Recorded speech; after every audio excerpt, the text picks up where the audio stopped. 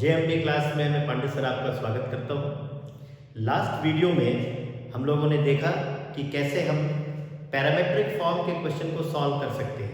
ठीक है बेटे, हमने उनका डेरिवेटिव निकालना सीखा और साथ ही साथ मैंने उसमें ये बताया था कि कई बार उसमें बोलता है कि हमें पैरामीटर को एलिमिनेट नहीं करना। ठीक है बेटे, तो हमने उन क्वेश्चंस में देखा था कि डेरिवेटिव तो हमने निकाला, dy बाई डी एक्स की वैल्यू निकाली, लेकिन जो पैरामीटर था, पैरामीटर या तो थीटा था या फिर t था, हमने थीटा या t को एलिमिनेट नहीं किया था और उस पे बेस्ड हमने लगभग 8 या 9 क्वेश्चन अपने पिछले वीडियो में देखा था। ठीक है बेटे, अब उसका एक क्वेश्चन और एक्सरसाइज का आपका रह गया है जो मैं इस वीडियो में आपको सॉल्व करना बताऊंगा और उसमें बेटे ये सीखना है कि हम अगर पैरामीटर को हमें एलिमिनेट करना हो तो हमें क्या करना होगा। ठीक है बेटे, तो उसी संदर्भ में एक क्वेश्चन आपके एक्सरसाइज में ये 11th क्वेश्चन है जिसमें आपसे कहा जा रहा है x is equals to square root of a sin a raise to the power sin inverse t and y is equals to square root of a raise to the power cos inverse t। Parametric form में दिया हुआ है question और बेटे आपने dy by d x is equals to minus y by x show करना है। ठीक है बेटे, तो आप देख सकते हो यहाँ पे राइट साइड में जो पैरामीटर था t वो यहाँ पे नहीं दिया हुआ। इसका क्या मतलब है? इसका मतलब है कि हमने पैरामीटर को एलिमिनेट कर दिया और पैरामीटर एलिमिनेट करने के लिए ये जो दी गई दो चीजें हैं x और y की वैल्यू, उन वैल्यूज का हम इस्तेमाल करते हैं जब हमने dy बाई डी एक्स निकाल लिया हो। यानी एक बार जैसे dy बाई डी एक्स आपको निकालना मैंने पहले बताया कि कैसे हम निकालेंगे, वो निकालने के बाद हम दी गई वैल्यूज का इस्तेमाल करके और उसमें से अपने पैरामीटर को एलिमिनेट कर देंगे और हमारा रिजल्ट, जो हमारा रिक्वायर्ड रिजल्ट होगा वो हमारे पास आ जाएगा। ठीक है बेटे, तो मैं आपको सॉल्व करके इस क्वेश्चन को शो करके दिखाता हूँ कि कैसे इसे हम लोग कर पाएंगे। ठीक है बेटे, तो गौर करेंगे आप लोग। जैसा कि आप देख सकते हो कि हमें पैरामीटर दे रखा है, पैरामीटर इज t और इसके मैंने डिफरेंशिएट किया x एंड y को विद रिस्पेक्ट टू t के रिस्पेक्ट में हमने डिफरेंशिएट किया। तो आप देख सकते हो बेटे dx बाई dt में निकाल रहा हूं क्योंकि ये स्क्वायर रूट में एक ऑपोजिट फंक्शन दिया हुआ है तो मैंने डेरिवेटिव निकाला। स्क्वायर रूट का डेरिवेटिव आपको पता है 1/2 root a raise to the power sin inverse t हो गया और स्क्वायर रूट का हो जाने के बाद a raise to the power x type का फंक्शन है और उसका डेरिवेटिव होता है a raise to the power जो भी आपका फंक्शन लिखा हो और log a। ठीक है बेटे, अभी ये a raise to the power sin inverse t का डेरिवेटिव आपने निकाला, अब किसका निकालना है? sin इनवर्स t का निकालना है। तो ये बेटे आ जाएगा 1/√1 माइनस टी स्क्वायर, ये sin इनवर्स t का डेरिवेटिव हुआ। अब जरा इसे हम लोग थोड़ा और सिंप्लीफाई कर लेते हैं तो बेटे ये आपके पास इससे इसकी हाफ पावर कैंसिल होके आपके पास बचेगा बेटे log of a into square root of a sin inverse t upon 2 root over 1 minus t square. ये बेटे आपके पास dx बाई dt आया। ठीक है बच्चे, इसे ऐसे हम dx बाई dt निकाल सकते हैं। अब आते हैं जरा dy बाई dt पे, तो dy बाई dt हम निकालते हैं बेटे। dy बाई dt जब आप निकालोगे बेटा तो फंक्शन भी कुछ इसी टाइप का है, इसका भी पहले स्क्वायर रूट है, इसका हमने डेरिवेटिव निकाला 1/2 root a raise to the power cos inverse t। बेटे स्क्वायर रूट का डेरिवेटिव आपने निकाला, अब आप निकालेंगे a raise to the power cos inverse t का, तो a raise to the power cos inverse t log a ऐसे, और अब निकालना है हमें cos इनवर्स t का। बेटे आप समझ सकते हो कि चेन रूल हम इसमें अप्लाई कर रहे हैं और जैसे जैसे फंक्शन हमारे पास आते जाते हैं मल्टीप्लाई कर करके हम उसका डेरिवेटिव निकालते चले जाते हैं और यही क्या कहलाता है? चेन रूल कहलाता है। अपने शुरू वीडियोस में हम लोगों ने ये चीजें बहुत अच्छे तरीके से समझी थी, उसी को हम लोग यहाँ पे इम्प्लीमेंट कर रहे हैं। ठीक है बेटे, और cos इनवर्स t का डेरिवेटिव आता है -1/√1 माइनस टी स्क्वायर। और इसे भी जरा हम सिंप्लीफाई कर लें अगर, तो हमारे पास ये इसकी हाफ पावर यहाँ से कैंसिल होके और मेरे पास बचेगा log of a square root of a raise to the power cos inverse t और अपॉन में 2 root over 1 minus t square. ठीक है बेटे, ये हमारे पास आया। अब मैं चाहता हूं कि मैं क्या निकाल सकूं, मैं dy बाई dx निकालने की कोशिश करूंगा। तो dy बाई dx जो आएगा बेटा, dy बाई dx हम निकालते हैं dy बाई dt और अपॉन dx बाई dt के द्वारा। तो ये जो वैल्यूज आप इसमें पुट करिएगा तो आप देखो बहुत सारे कॉमन चीजें हैं वो कैंसिल आउट हो जाएंगी और आपके पास बचेगा बेटे, ये सॉल्व करने के बाद वैल्यू रखने के बाद आपके पास बच जाएगा negative of a square root of a raise to the power cos inverse t upon square root of a raise to the power of sin inverse t।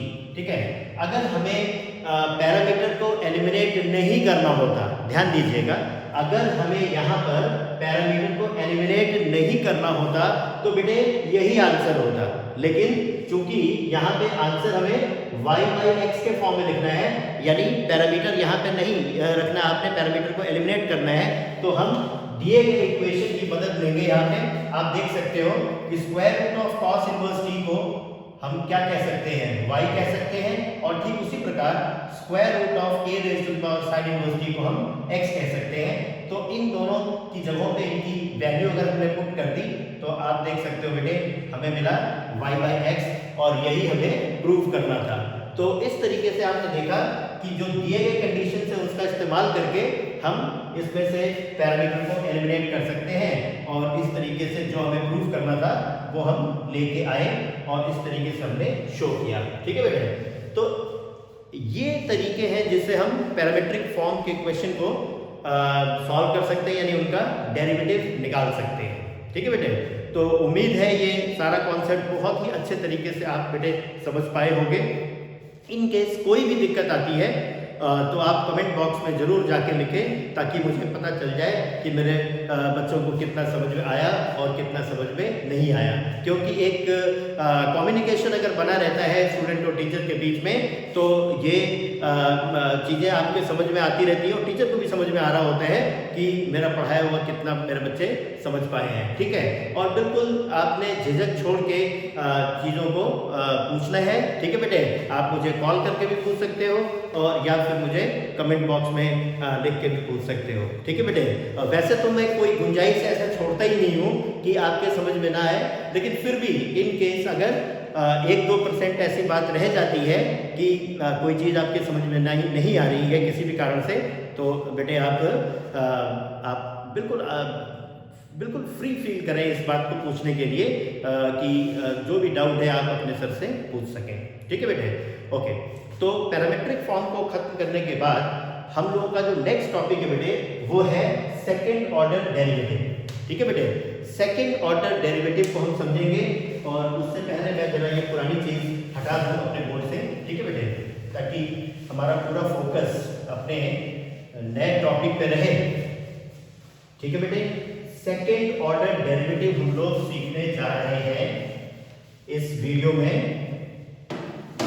ठीक है बेटा, तो ध्यान देंगे, अगर सेकंड ऑर्डर डेरिवेटिव आपको निकालना है तो अब सपोज करो कि आपका function y equals to fx दे रखा है।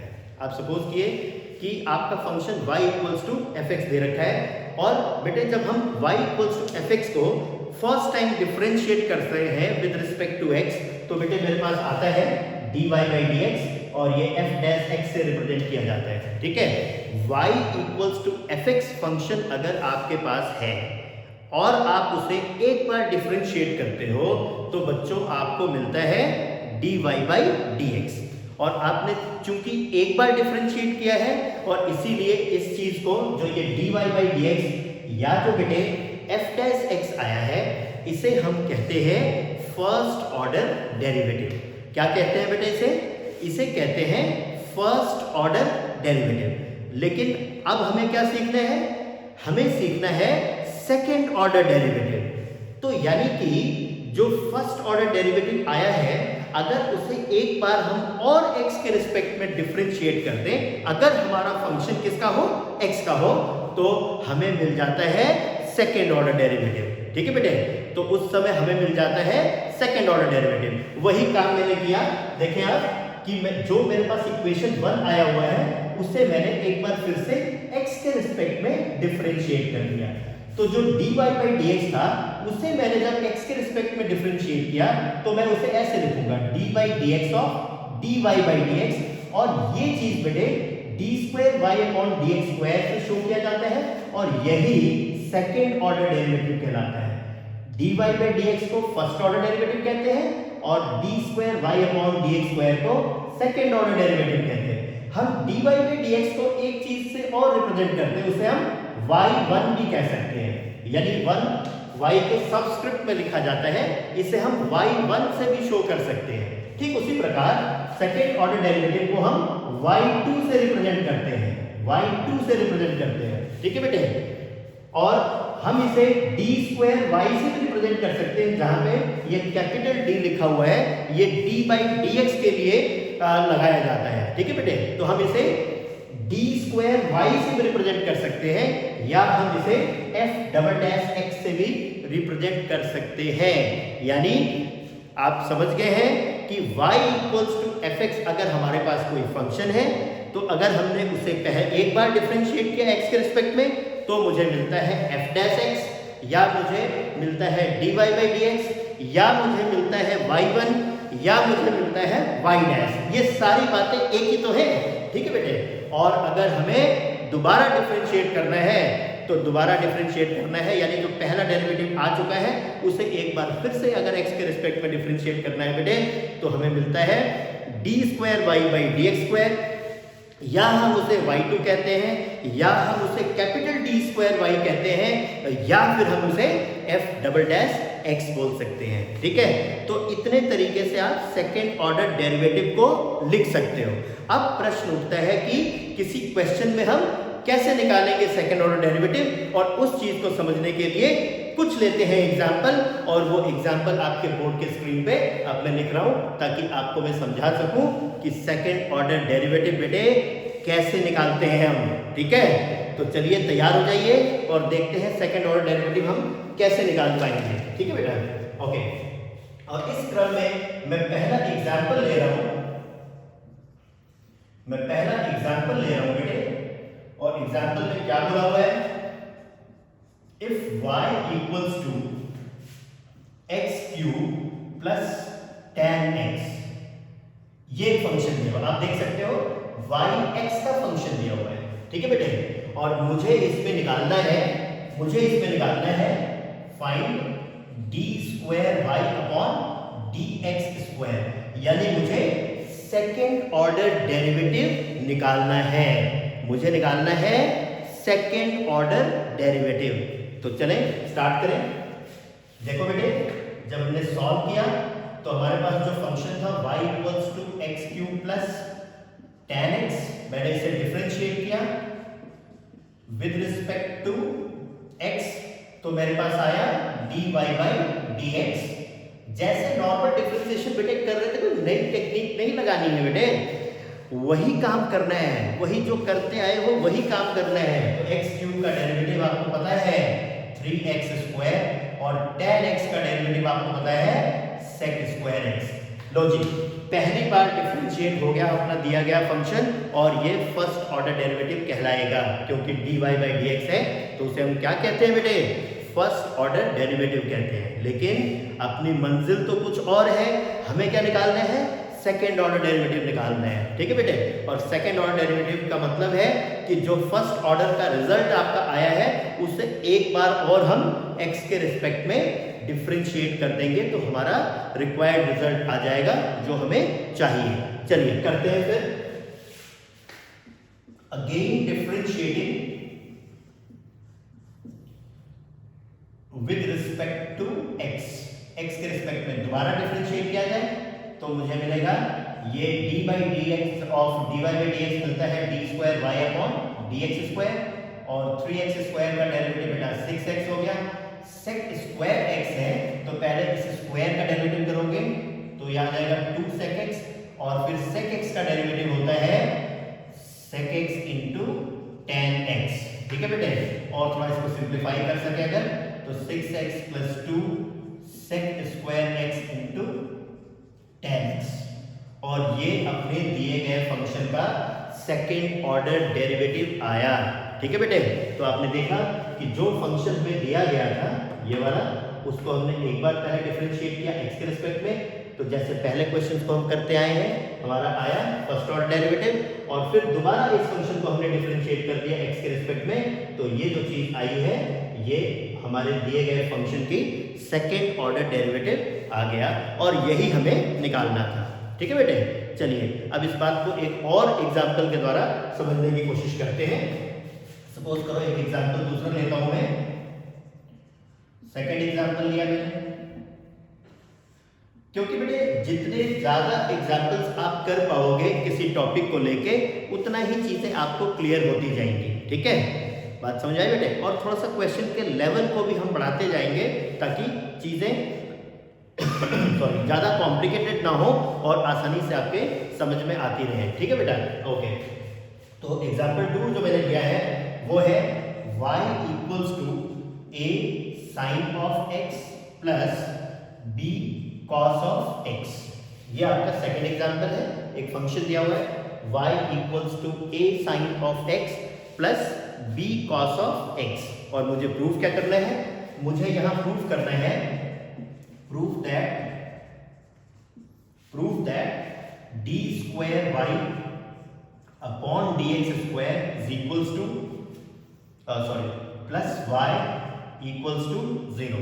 ये मुझे प्रूफ करना है इस क्वेश्चन में, यानी सेकेंड ऑर्डर डेरिवेटिव निकाल के मुझे कुछ प्रूफ करके यहाँ पे दिखाना है।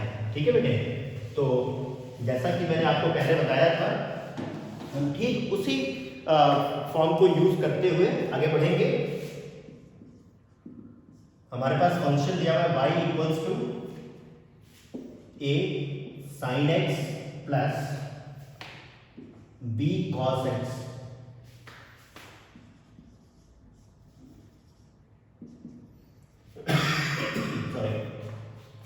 तो डिफरेंशिएट जब हमने किया तो a cos of x आया और माइनस का b sin of x आ गया। ठीक है बेटे, ये आपका पहला इक्वेशन था, ये आपका आया दूसरा इक्वेशन।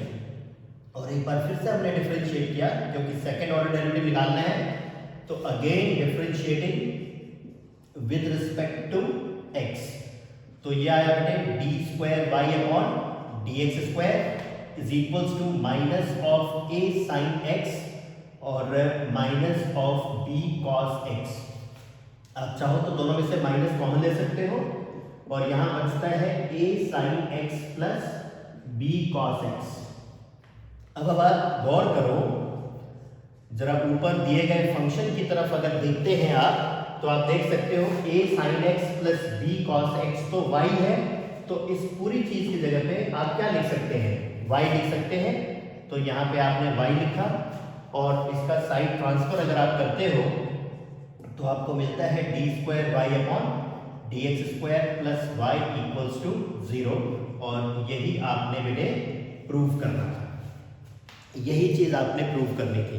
तो आप देख सकते हो कि एक फंक्शन आपको दिया गया था, कुछ प्रूव करने को कहा गया था यहाँ पे, और वो आपने देख लिया था कि सेकंड ऑर्डर डेरिवेटिव का क्वेश्चन है, तो आपने सेकंड ऑर्डर डेरिवेटिव निकाला, और पिछले इक्वेशन की आप हेल्प चाहिए तो ले सकते हो, और वहां से जो वैल्यू आपको दिखी कि y है उसकी जगह पे आपने y पुट कर दिया, ट्रांसपोजिशन किया, और आपका रिक्वायर्ड रिजल्ट आ गया। ठीक है बेटे। ओके, अब आते हैं एक और क्वेश्चन लेते हैं बेटे, और ये क्वेश्चन काफी इंपॉर्टेंट है बेटा, जो एग्जाम्पल 3 में ले रहा हूं। अच्छे क्वेश्चनों में माना जाता है ये क्वेश्चन, आपके बुक का ही एग्जाम्पल है ये कहा जा रहा है इसमें बेटे कि y equals to sin inverse of x है। y equals to कितना दे रखा बेटा, sin inverse x दे रखा है, और आपसे प्रूफ करने को कहा जा रहा है if y equals to sin inverse x, prove that 1 minus x² y2। अभी मैंने बताया था कि d² y upon dx² की जगह पे आप और क्या लिख सकते हैं, y2 भी लिख सकते हैं। ठीक है बेटे, तो y2 लिख दिया, और माइनस x y1 और इक्वल्स टू 0, ये मुझे शो करना है। 1 minus x square y two minus x y one equals to 0, ये मुझे प्रूव करके दिखाना है जब मेरा फंक्शन क्या है, साइन इनवर्स एक्स है। जब मेरा फंक्शन क्या है बेटा, साइन इनवर्स एक्स है। ठीक है, तो ध्यान दीजिए कैसे सॉल्व करेंगे। y equals to sine inverse x दिया हुआ है। अब इसे मैंने डिफरेंशिएट किया, पहली बार differentiating with respect to x, तो मेरा y1 आया 1 upon under root 1 minus x square. आपको पता है लास्ट वीडियो में बताए गए थे आपको कि भाई इनवर्स ट्रिग्नोमेट्रिक फंक्शंस के डेरिवेटिव जहां मैंने आपको बताए थे, वहां बताया था कि साइन इनवर्स x का derivative 1 upon root over 1 minus x square होता है, और वही डेरिवेटिव मैंने यहाँ लिख दिया है। ठीक है बेटे, ओके। अब मैं करूँ क्या, मैं थोड़ा राइट हैंड साइड को भी देखता रहूँ कि मुझे प्रूफ क्या करना है, तो मुझे रिजल्ट जो मुझे प्रूफ करना है वो क्या लाना है। तो आप देख सकते हो यहाँ पे 1 माइनस एक्स स्क्वायर आपको दिख रहा है, और यहाँ पे रूट है। ठीक है, और वो भी यहाँ पे डिनोमिनेटर में ना दिख के यहाँ पे लेफ्ट साइड में आपको दिख रहा है, यहाँ पे डिनोमिनेटर में राइट साइड में नहीं होना चाहिए ये 1 माइनस एक्स स्क्वायर जो रूट के अंदर है। तो मैंने किया क्या, एक सिंपल सा काम किया, स्क्वायर पर ये क्रॉस मल्टीप्लाई करके स्क्वायरिंग बोथ साइड कर दिया। ठीक है बेटे, मैंने क्या किया, क्रॉस मल्टीप्लाई करके स्क्वायरिंग बोथ साइड कर दिया। ठीक है, अभी याद रहे कि हमने सिर्फ इसे एक बार डिफरेंशिएट किया है, लेकिन हमें कितनी बार करना है, 2 बार करना है, क्योंकि ये सेकंड ऑर्डर डेरिवेटिव का क्वेश्चन है।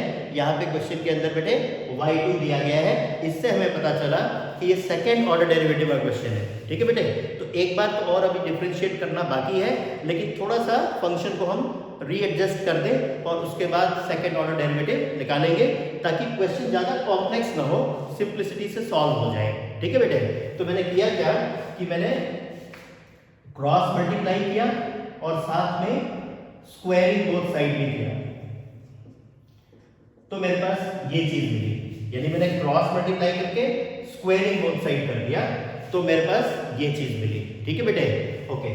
अब ये मैं इसे इक्वेशन नंबर सेकंड मान लेता हूँ, इक्वेशन नंबर सेकंड मान लेता हूँ।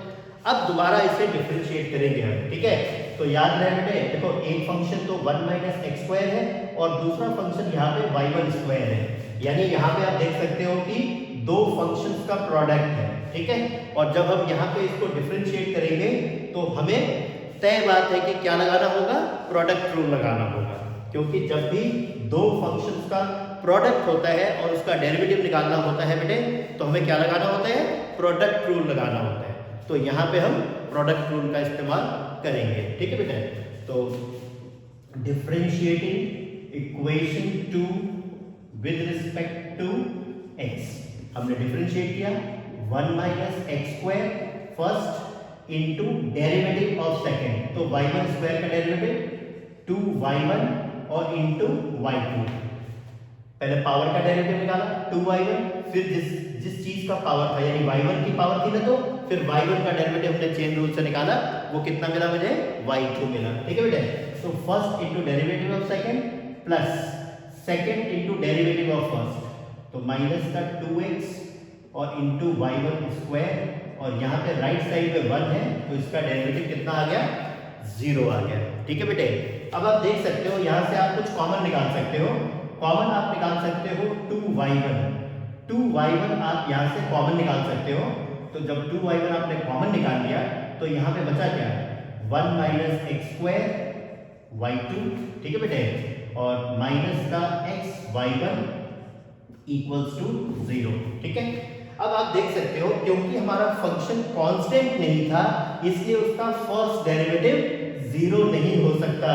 यह बात समझ में आ रही है आपके, क्योंकि यहाँ पे y1 और इस पूरे के प्रोडक्ट किसके बराबर आ रहे हैं, 0 के बराबर आ रहे हैं, लेकिन function y equals to sine inverse था, वो एक कांस्टेंट नहीं था, और इसलिए उसका फर्स्ट ऑर्डर डेरिवेटिव जो आपने निकाला था वो 0 तो नहीं आया था।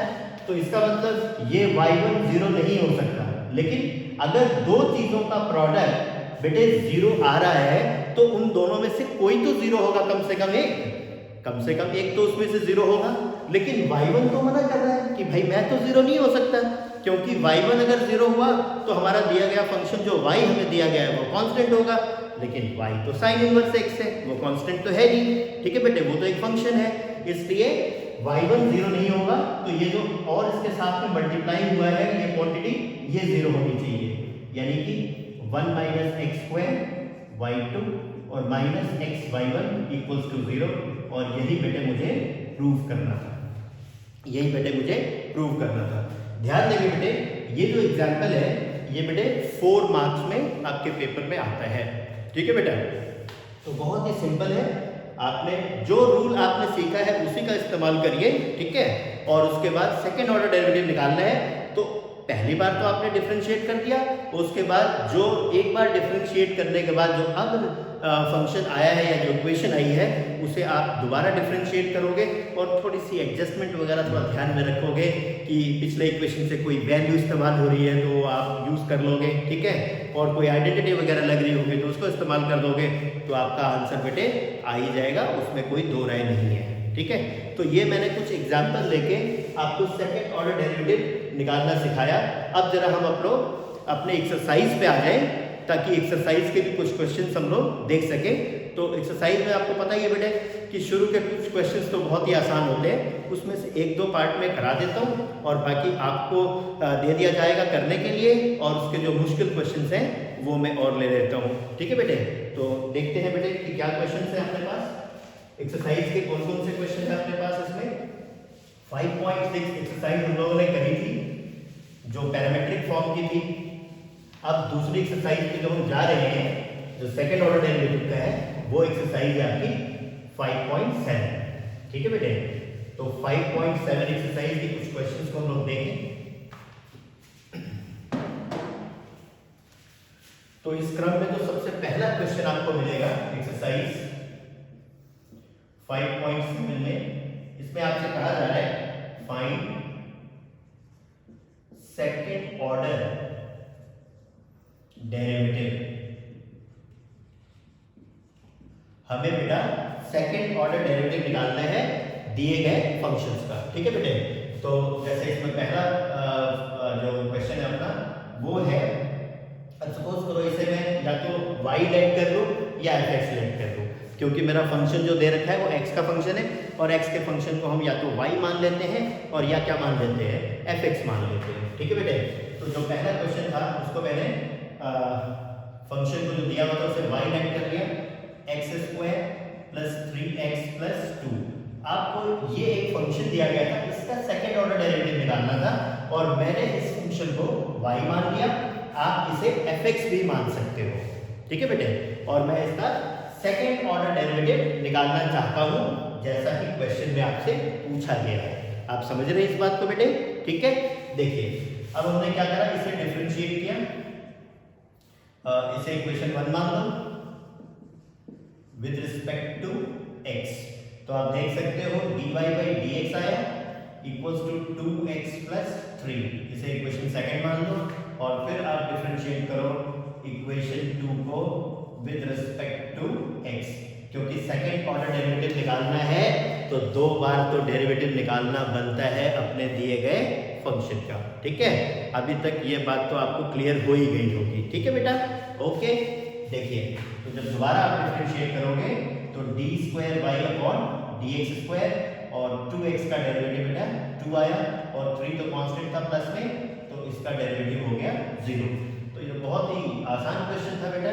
ठीक है, अब आते हैं सेकंड क्वेश्चन पे।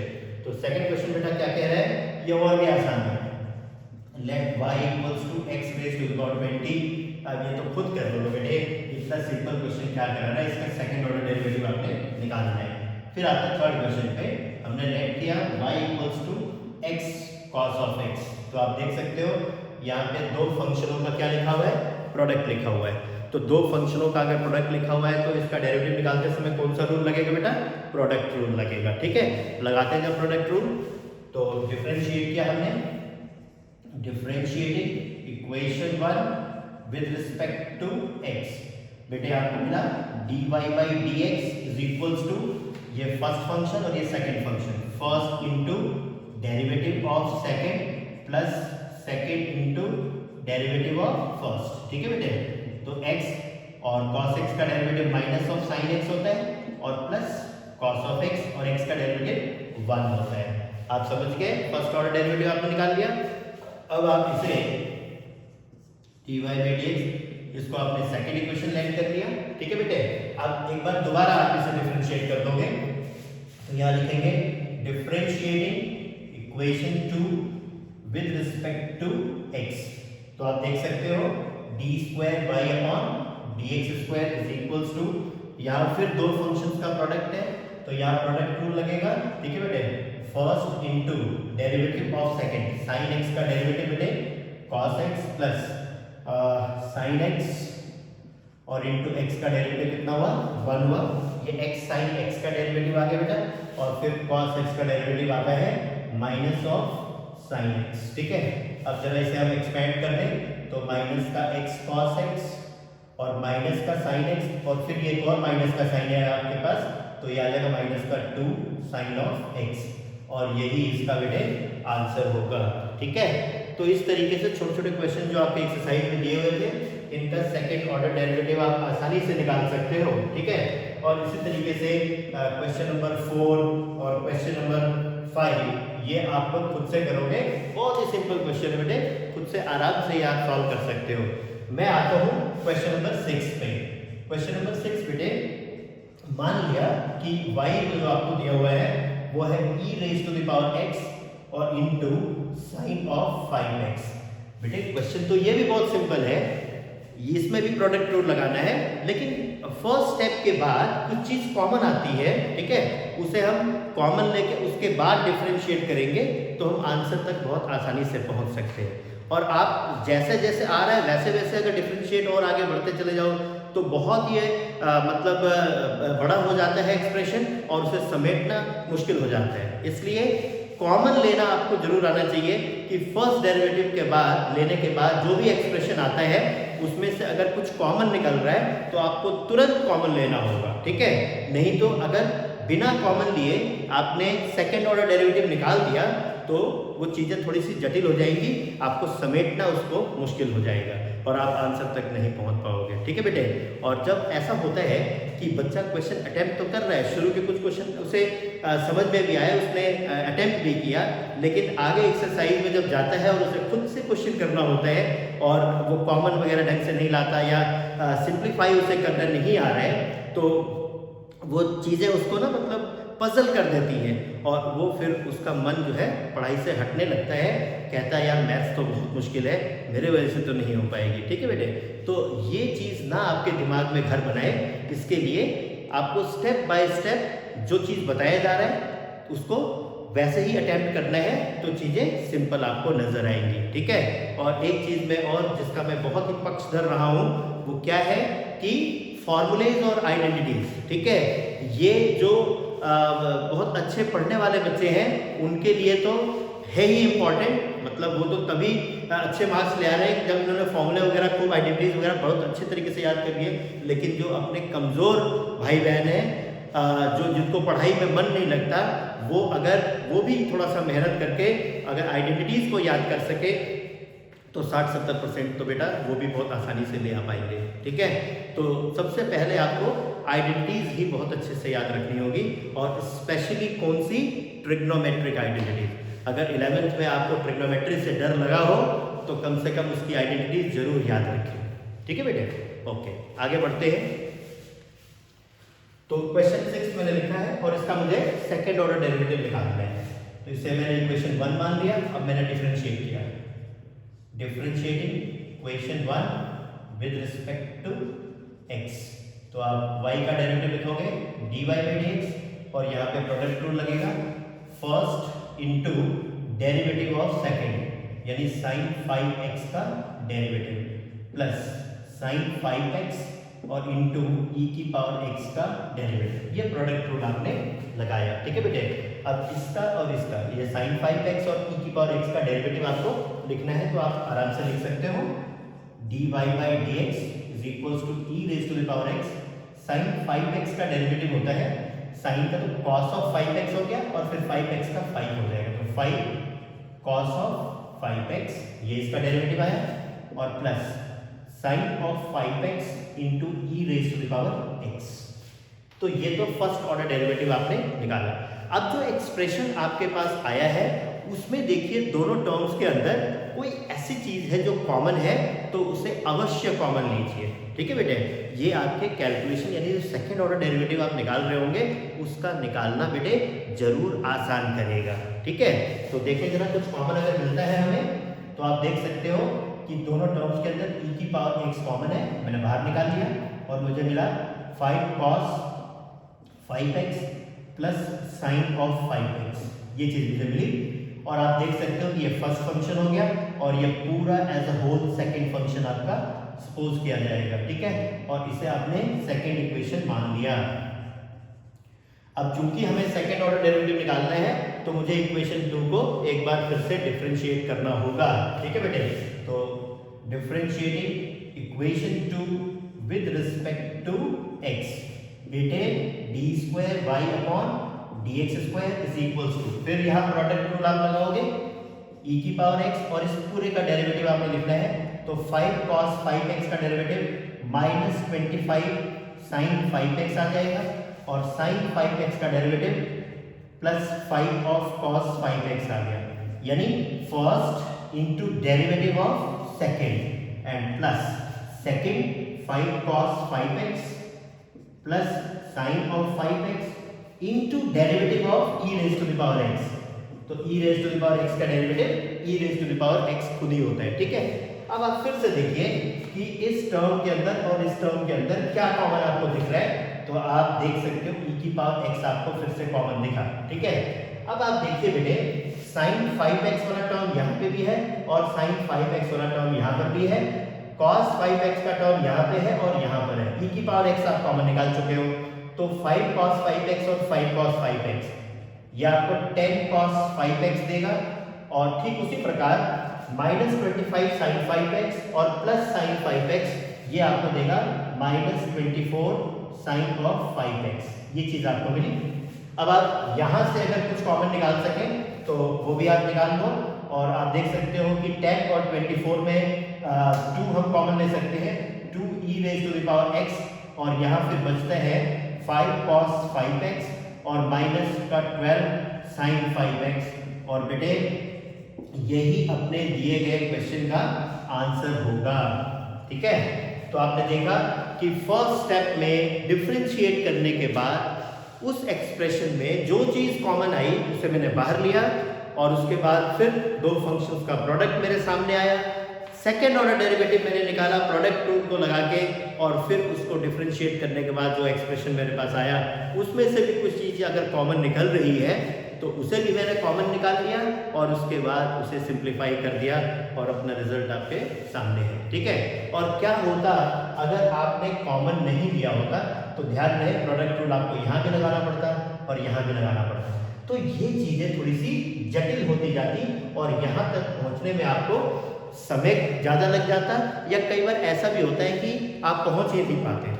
ठीक है बेटे, तो ऐसे करके ये क्वेश्चन करने हैं। ठीक ऐसे ही कुछ क्वेश्चन आपको आपकी बुक में अभी मैंने 6th कराया बेटे, 10th क्वेश्चन तक एज इट क्वेश्चन जा रहे हैं, तो आप 7, 8, 9 और क्वेश्चन नंबर 10 ये आप खुद से ट्राई कर सकते हो।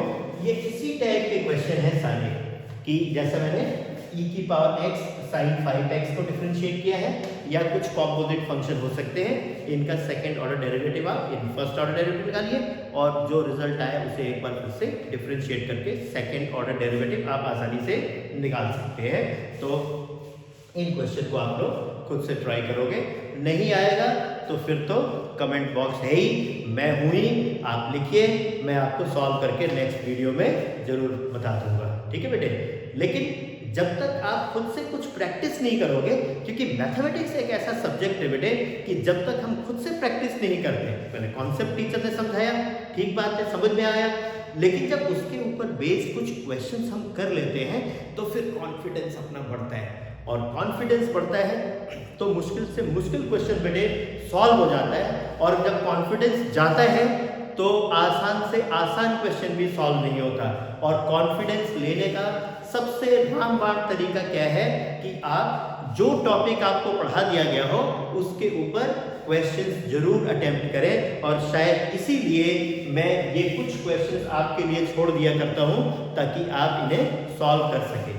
क्योंकि बेटे सॉल्व मैटर अगर हम देखते हैं तो हमें चीजें हमेशा से आसान लगी हैं, आज भी आसान लगेगी, कल भी आसान लगेगी, लेकिन जब हमें खुद से उसे करना पड़ेगा, जब हम अपने दिमाग का इस्तेमाल करेंगे, तो दिमाग का इस्तेमाल करके अगर आप क्वेश्चन सॉल्व करते हो तो दिमाग थोड़ा शार्प होगा, ठीक है। और मैं चाहता हूं कि आपका दिमाग बहुत ही शार्प हो और आप मुश्किल से मुश्किल क्वेश्चन को टैकल कर सको, ठीक है बेटे। तो इसी उम्मीद के साथ, ताकि आप ये क्वेश्चन कर पाओगे, मैं नेक्स्ट क्वेश्चन पे आता हूं, ठीक है बेटा। और जो नेक्स्ट क्वेश्चन आपका है वो क्वेश्चन नंबर 11, और क्वेश्चन नंबर 11 जो एक्सरसाइज का है वो क्या कह रहा है, if y equals to 5 cos x minus of 3 sin x, ये दिया गया है। आपसे प्रूव करने को कह रहा है, prove that d square y by d x square plus y equals to 0। ये मेरे से प्रूव करने को कहा जा रहा है। इसमें इस टाइप के मैंने शुरू में एग्जांपल आपको कराया था, ठीक है बेटे। सेम वैसे ही क्वेश्चन है, फंक्शन कुछ अलग दे रखा है। जैसे मैंने एक sin x plus b cos x वाला एग्जांपल आपको लिया था, वो आपने देखा होगा, ठीक वैसे ही कुछ है ये, ठीक है। सॉल्व करते हैं बेटा। y equals to 5 cos of x minus 3 sin of x, equation 1 दिया हुआ, आपने डिफरेंशिएट कर दिया इक्वेशन 1 को विद रिस्पेक्ट टू x, तो आप देख सकते हो dy बाई dx आपके पास आया, माइनस का 5 sin x और माइनस का 3 cos ऑफ x, ये सेकंड इक्वेशन हो गया, ठीक है बेटे। और फिर से आपने डिफरेंशिएट किया, डिफरेंशिएटिंग इक्वेशन 2, क्योंकि सेकंड ऑर्डर डेरिवेटिव निकालना है विद रिस्पेक्ट टू x, तो आप देख सकते हो d square y upon dx square is equals to minus of 5 cos of x and plus of 3 sin of x। आप चाहो तो माइनस कॉमन निकाल लो और यहाँ पे आपको मिलेगा 5 cos x माइनस का 3 sin x। अगर आप इक्वेशन 1 की मदद लेते हैं तो क्या आप इसकी जगह पे y लिख सकते हैं, तो जरूर लिख सकते हो। यहाँ पे माइनस y आपने लिखा, अब इसका साइड ट्रांसफर अगर करते हो तो d square y upon dx square plus y equals to 0, यह आपको मिलेगा, और यही आपने प्रूफ करना था, ठीक है बेटे। तो आप देख सकते हो बड़ी आसानी से हम इस बात को प्रूफ कर पा रहे हैं, ठीक है बेटा। ओके, अब मुझे कुछ और जगह चाहिए बाकी के क्वेश्चंस कराने के लिए, तो जरा जगह बना दिया जाए अपने लिए, ठीक है बेटे।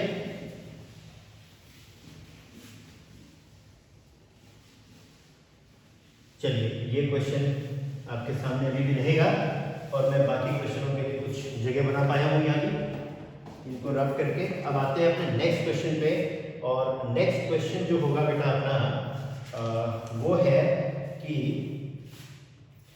ये क्वेश्चन नंबर 13 है। 12th भी हम लोग अभी करेंगे, क्योंकि उसमें जो चीज़ पूछी गई है थोड़ा सा इससे डिफरेंट पूछा गया है। तो मैं नहीं चाहता कि ज़िंदगी जब बहुत आसान चल रही हो आपकी तो उसमें कुछ रोड़े अटका दूँ, ठीक है। इसलिए 12th क्वेश्चन को फिलहाल अभी मैंने रोका हुआ है।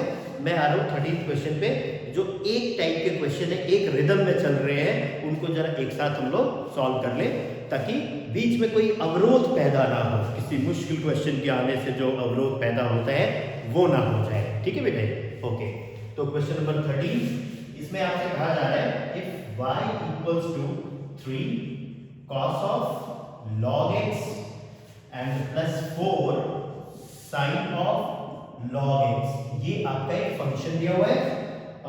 बेटे आपने प्रूफ करना है, आपने प्रूफ करना है कि x square y2 plus x y1 plus y equals to 0, ये चीज आपने बेटा प्रूव करनी है, यानी सेकंड ऑर्डर डेरिवेटिव का ही ये भी क्वेश्चन है, ठीक है बेटे। आपके बोर्ड के पेपर में ध्यान रख लो कि सेकंड ऑर्डर डेरिवेटिव का एक क्वेश्चन तो 101% आना ही आना है। आप इसको छोड़ नहीं सकते किसी भी तरीके से, क्योंकि इसमें तो आना ही है, और 4 मार्क में आ सकता है या 2 मार्क में आ सकता है, डिपेंड करेगा कि क्वेश्चन का लेवल क्या है, ठीक है बेटे, लेकिन आएगा जरूर, ये ध्यान रखें आप। तो देखिए सॉल्व करते हैं इसे।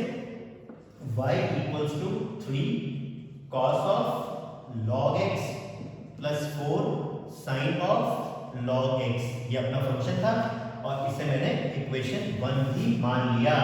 अब जरा इसे डिफरेंशिएट किया जाए। Differentiating equation 1 with respect to x, मुझे मिला क्योंकि यहाँ पे y1 y2 यूज हो रहा है तो मैं y का डेरिवेटिव y1 यूज कर सकता हूँ, या उसी को ही हम dy बाई dx भी बोलते हैं। y1 आया आपके पास माइनस का 3 साइन ऑफ log x, और अभी तो ये cos का डेरिवेटिव हमने निकाला और log x का 1 बाई x हो गया, plus 4 cos of log x और इंटू 1 बाई x।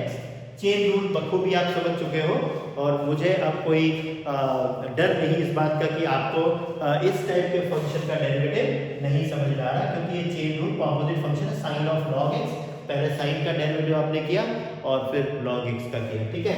अब आप देख सकते हो कि डिनोमिनेटर में यहाँ पे x आ रहा है। अगर मैं ऐसे ही फंक्शन को छोड़ दूं और फिर इक्वेशन सेकंड मान लूं तो मुझे क्वोशिएंट रूल लगाना पड़ सकता है, ठीक है बेटे, या 1 बाई x को सेकंड फंक्शन मान के डिफरेंशिएट करना पड़ेगा, तो चीजें थोड़ी सी मुश्किल होंगी। तो मैं क्यों ना क्रॉस मल्टीप्लाई कर लूं। मैंने क्रॉस मल्टीप्लाई कर लिया और यहाँ से मुझे मिला x y1 equals to -3 sine of log x और plus 4 cos of log x, और ये एक उससे थोड़ा सिंपल तो हो ही गया, ठीक है। सेकंड इक्वेशन हमारे पास आ गया, सेकंड डेरिवेटिव निकाल लेते हैं।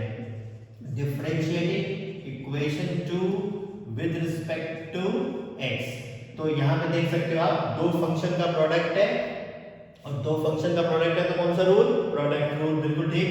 तो first into derivative of second, यानी y1 का डेरिवेटिव क्या लिखते हैं बेटे, y2, first into derivative of second plus second into derivative of first, x का डेरिवेटिव बेटे 1 होता है, ठीक है, is equals to -3 cos of log x और फिर log x का डेरिवेटिव 1 बाय x, और फिर माइनस का 4 साइन ऑफ log x और log x का डेरिवेटिव 1 बाय x, ठीक है बेटे। फिर आप देखो कि x डिनोमिनेटर में आ गया और x डिनोमिनेटर में आ गया तो क्रॉस मल्टीप्लाई किया हमने, तो x square y2 plus x y1 is equals to minus, common मैंने दोनों में से ले लिया, 3 cos log ऑफ x, ठीक है बेटे, और प्लस का 4 साइन log ऑफ x। वक्त आ चुका है कि हम दिए गए अपने फंक्शन को देखें, इक्वेशन 1 को देखें बेटे। इक्वेशन 1 की तरफ जब हमारी नजर जाती है और यहाँ पे जब इसको इससे मैच करके देखता हूँ तो ये दोनों बराबर दिखते हैं, और यहाँ से मैं क्यों ना इसकी वैल्यू y रख दूं, और माइनस चूंकि बाहर था इस वजह से ये आया -y, और ये आप देख सकते हो यूजिंग इक्वेशन फर्स्ट, यानी फर्स्ट इक्वेशन की मदद से मैं इसको क्या लिख पाया हूँ, y लिख पाया हूँ। और इसी तरीके से जहां जहां भी मैंने y लिखा होगा वहां पे ये बात आप जरूर लिख देना कि हमने इक्वेशन 1 की मदद ली है, नहीं तो एग्जामिनर आपका पूछेगा ना ये y कहां से आ गया, तो आप कर लिख देने के बाद तो ये समझा नहीं पाओगे कि y कहां से आ गया, ठीक है बेटे। तो आपको सॉल्व करते समय लिखना पड़ेगा यहाँ पे कि यूजिंग इक्वेशन फर्स्ट, हमने फर्स्ट इक्वेशन का इस्तेमाल किया और वहां से हम y ले आ पाए हैं, ठीक है बेटे। अब इसका हमने ट्रांसपोजिशन किया और आप देख सकते हो x square y2 plus x y1 plus y equals to 0, और ये रहा बेटे आपका रिक्वायर्ड रिजल्ट जो आपने प्रूव करना था, ठीक है बेटे।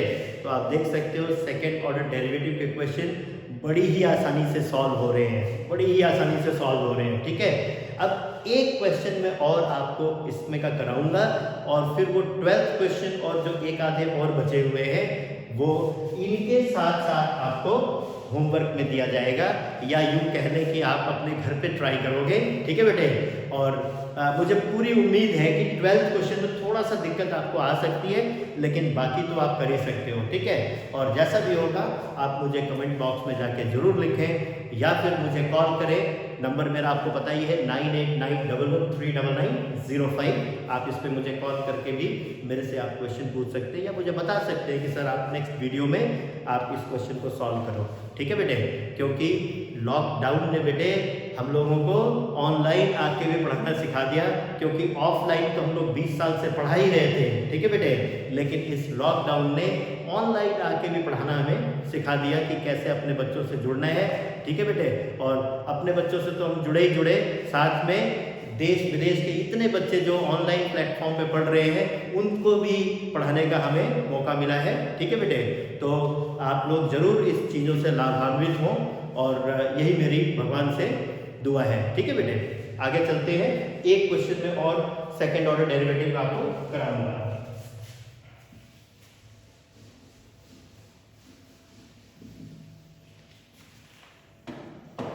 और जो ये क्वेश्चन मैं आपको कराने जा रहा हूँ सेकेंड ऑर्डर डेरिवेटिव का, वो आपके एक्सरसाइज का एक तो 16th क्वेश्चन है। ठीक है बेटा, 16th क्वेश्चन क्या कह रहा है कि अगर e raise to the power y into x plus 1 is equals to 1 है, तो आपको प्रूव करना है show that d square y upon d x square is equals to d y by d x का होल स्क्वायर। ये मुझे prove करके दिखाना है। ये भी अच्छा क्वेश्चन बेटे, सॉल्व किया जाए तो आप देख सकते हो e raise to the power y को मैं 1 अपॉन x प्लस 1 लिख सकता हूँ। इसे मैं इसको मैं जो क्वेश्चन इसको मैं इक्वेशन 1 मान लूँ अगर, अब इसे मैं डिफरेंशिएट करूँ, differentiating equation 1 with respect to x, तो आप देख सकते हो e raise to the power y का derivative e raise to the power y आया और y को डिफरेंशिएट करेंगे तो dy बाई dx आएगा और 1 अपॉन x प्लस 1 का derivative minus 1 upon x plus 1 का स्क्वायर आता है। ठीक है बेटे, अब यहाँ से e की पावर y की जो वैल्यू थी वो मैंने यहाँ पे पुट कर दी और पुट जब हमने किया तो 1 अपॉन x प्लस 1 और dy by dx is equals to minus of 1 upon x plus 1 का स्क्वायर। आप देख सकते हो इसकी एक पावर इससे कैंसिल हो जाएगी और मुझे मिल जाएगा dy by dx is equals to minus of 1 upon x plus 1। हम इसे इक्वेशन 2 मान लें। ठीक है बेटे, अब इसे मुझे एक बार फिर से डिफरेंशिएट करना है, तो differentiating equation 2 with respect to x, तो आप देख सकते हो d square y upon d x square 1 by x plus 1 का डेरिवेटिव अभी मैंने निकाला था माइनस 1 अपॉन एक्स प्लस 1 का स्क्वायर होता है और एक माइनस बेटे पहले से ही यहाँ लगा हुआ है, तो ये हो जाएगा प्लस 1 अपॉन x प्लस 1 का होल स्क्वायर। और अगर मैं इक्वेशन 2 की मदद लूं तो मैं यहाँ पर dy बाई dx का होल स्क्वायर लिख सकता हूँ। आप देख सकते हो कि 1 minus of 1 upon x plus 1 dy by dx है और इसका होल स्क्वायर मैं कर दूं तो dy बाई dx का होल स्क्वायर आ जाएगा और इसके होल स्क्वायर करने पे ये चीज आपको दिख रही है आती हुई और इसी की जगह पर मैं dy बाई dx का होल स्क्वायर लिख सकता हूँ। ठीक है, और इस तरीके से जो हमें प्रूव करना था वो रिजल्ट अपने पास है। ठीक है बेटा, मैंने बोला था सिर्फ एक कराने के लिए, लेकिन नहीं, एक क्वेश्चन और है। अभी 16 भी मुझे लगा कि आपको करा के देना चाहिए। ठीक है बेटे, अब एक क्वेश्चन मेरे पास और है 17 जो कि एक्सरसाइज का लास्ट क्वेश्चन है, वो मैं आपको करा के दिखाता हूँ और फिर अपने नेक्स्ट वीडियो में आप अपने कमेंट बॉक्स में जरूर लिखिए कि आपको कौन सा क्वेश्चन इसमें से समझ में नहीं आया जो आपको मैं छोड़ के दे रहा हूँ आपके लिए करने के लिए। उसमें से जो नहीं आया होगा वो मैं जरूर करके आपको बताऊंगा। ठीक है बेटे, और साथ ही साथ फिर हम लोग एक पिछली एक्सरसाइज मैंने छोड़ रखी है 5.5 जो कि बहुत ही इंपॉर्टेंट है, लॉगरिथमिक डिफरेंशिएशन। ठीक है बेटे, उस एक्सरसाइज को नेक्स्ट वीडियो में मैं कराने की कोशिश आपको करूंगा और वो वाली वीडियो आपको दूंगा जिसमें आप लॉगरिथमिक डिफरेंशिएशन क्या होता है, किन टाइप के फंक्शन में उसे इस्तेमाल किया जाता है, ठीक है, और क्या वो कुछ स्पेशल फंक्शन होते हैं जिसमें लॉगरिथमिक डिफरेंशिएशन करना होता है, और क्या उस क्वेश्चन में ये बोला होता है क्या कि लॉगरिथमिक डिफरेंशिएशन आप करिए।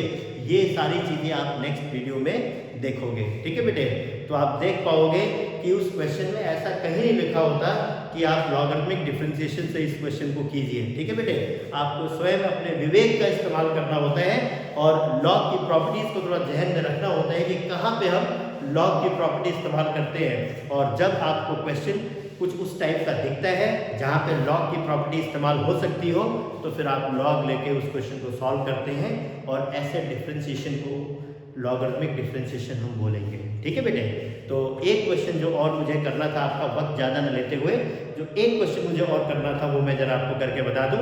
ठीक है बेटे, वो है क्वेश्चन नंबर 17। ध्यान देंगे जरा,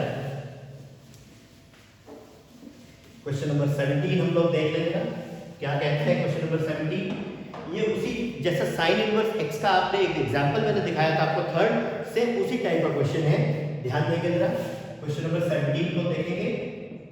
if y equals to tan inverse x whole square, prove that x square plus 1 whole square by 2 plus 2x x square plus 1 y1 is equals to 2। ये मुझे शो करना है। ठीक है बेटे, मेरे पास ये फंक्शन दिया हुआ है y equals to tan inverse x whole square और मुझे प्रूफ करना है ये चीजें जो मैंने आपको दिखाया। ठीक है, चलिए सॉल्व करते हैं। हमारे पास फंक्शन था y equals to tan inverse x का स्क्वायर, इसे इक्वेशन 1 मान लेता हूं। मैंने डिफरेंशिएट किया, differentiating equation 1 with respect to x। ठीक है बेटे, तो मेरे पास y1 आया और पहले पावर था, पावर का डेरिवेटिव 2 tan इनवर्स x और फिर tan इनवर्स x का डेरिवेटिव 1/1 प्लस x स्क्वायर, ये आपके सामने आया। ठीक है बेटे, अब मैंने 1 प्लस x स्क्वायर जो डिनोमिनेटर में था उसको क्रॉस मल्टीप्लाई किया, यानी मेरे पास आया 1 plus x square y1 is equals to 2 tan inverse x। मैंने इसको इक्वेशन 2 मान लिया। अब इस इक्वेशन 2 को मैं फिर से एक बार डिफरेंशिएट करूंगा, क्योंकि यहाँ पे y2 का बोला जा रहा है कि y2 आप अपने एक्सप्रेशन में लाके दिखाओ, इसका मतलब सेकंड ऑर्डर डेरिवेटिव निकालना ही है मुझे। ठीक है बेटा, तो एक बार फिर से डिफरेंशिएट किया जाए। Differentiating equation 2 with respect to x, आप देख सकते हो यहाँ पे दो फंक्शंस का प्रोडक्ट है, तो प्रोडक्ट रूल लगेगा 1 plus x square first into y1 का डेरिवेटिव y2 और plus second into derivative of first, तो 1 प्लस x स्क्वायर का डेरिवेटिव आप निकालते हो तो 2x आएगा और साथ में आपने y1 लिखना है और equals to 2 upon tan inverse x का डेरिवेटिव 1/1 प्लस x स्क्वायर।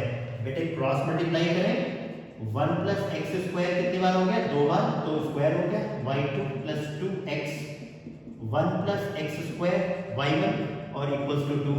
बेटे यही तो प्रूफ करना था, यही तो बेटे प्रूफ करना था और ये रिजल्ट आपके सामने आया।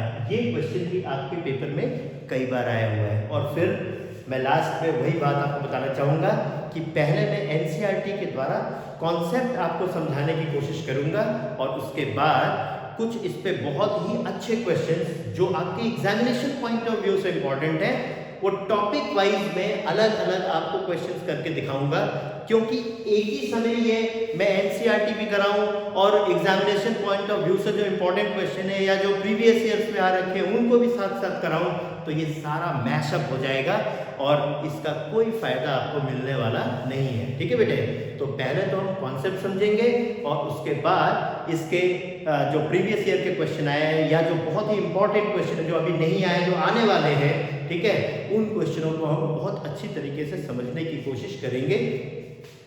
बस आप मेरे साथ जुड़े रहें और ये सारा कॉन्सेप्ट आपको समझाया जाएगा, अच्छे से अच्छे आपको क्वेश्चन कराए जाएंगे। ठीक है बेटे, और साथ ही साथ मैं ये भी बताना चाहूँगा कि केमिस्ट्री के भी वीडियोस पांडे सर के द्वारा डिलीवर किए जा रहे हैं आपके यूट्यूब चैनल पे। ठीक है बेटे, मैथ्स के साथ साथ आप उस केमिस्ट्री के वीडियोस को भी देखें।